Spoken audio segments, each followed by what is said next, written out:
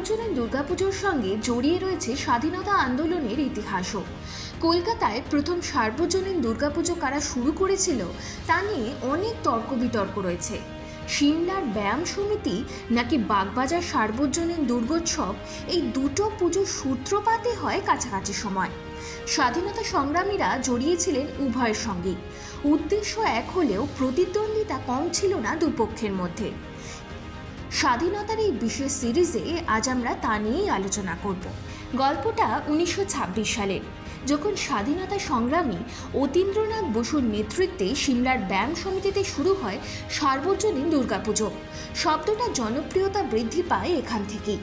সে বছরের 2রা এপ্রিল বীরাষ্টমী উৎসব উপলক্ষে প্রতিষ্ঠিত হয় ব্যায়াম সমিতি। অতীন্দ্রনাথের নিজের বাড়িতেও দুর্গোৎসব পালিত হতো মহাসমারোহে। নিমন্ত্রিত ছাড়া আর কারো অধিকার ছিল না বাড়ির পুজোয় প্রবেশ করার। সেই বিধিনিষেধ ভাঙার জন্যই তিনি নিয়ে আসেন সার্বজনীন দুর্গাপুজোর পরিকল্পনা, যাতে জাত ধর্মের পরোয়া না করে আর্থিক বৈষম্যকে অস্বীকার করে সর্বস্তরের মানুষ একত্রিত হতে পারেন। আর সেখানেই লুকিয়েছিল আরও একটি কারণ। স্বাধীনতা সংগ্রাম তখন তুঙ্গে। বাংলার যুবক যুবতী শক্তিমন্ত্রে দীক্ষা নিয়ে রুখে দাঁড়িয়েছে ব্রিটিশ সিংহের বিরুদ্ধে। প্রথম বছরের পুজোতে সেই চেতনাকে বাস্তব চেহারা দিল ব্যায়াম সমিতি। পলাশীর যুদ্ধ থেকে সিপাহী বিদ্রোহ পর্যন্ত ভারতের মুক্তি আন্দোলনের অসংখ্য ঘটনাকে তুলে ধরা হলো পুতুল ও পোস্টারের মাধ্যমে, যার শিরোনামে থাকতো বিভিন্ন উক্তি, যা মানুষকে আরও উদ্বুদ্ধ করত।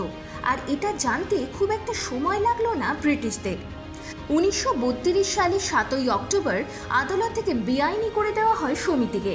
ব্যায়ামের যাবতীয় সরঞ্জাম বাজেয়াপ্ত করে তালা লাগিয়ে দেওয়া হয় মূল দরজায়। কিন্তু তারপরও পুজো বন্ধ করা সম্ভব হয়নি, বরং দ্বিগুণ উৎসাহে পুজোতে অংশ নিয়েছিলেন অনেকেই। কয়েক বছর পরে এখানে 1 চালার বদলে শুরু হয় 5 চালার পুজো। সংশয় প্রকাশ করেছিলেন অনেকেই, হয়েছিল সমালোচনাও, কিন্তু তাতে কোনো লাভ হয়নি। প্রায় 100 বছর হতে চলল সিমলা ব্যায়াম সমিতির পুজো। ইতিহাসের পাতা ধরে আজও স্বাধীনতার সাক্ষ্য বহন করে চলেছে এই পুজো। Bureau report, Ritam Bangla.